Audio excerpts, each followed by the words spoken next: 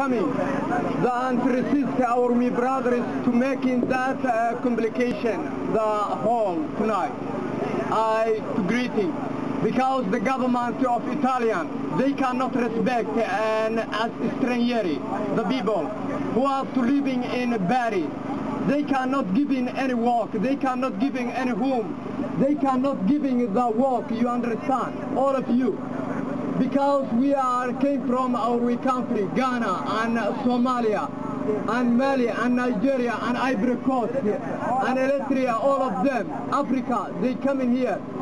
They have been at their country fighting too much every time because we wanted to give them the helping for the government of Italian people to stay here. They cannot speak for me. We can't live. Some people they sleeping street of the way because we brothers they helping for me the anti-racist people.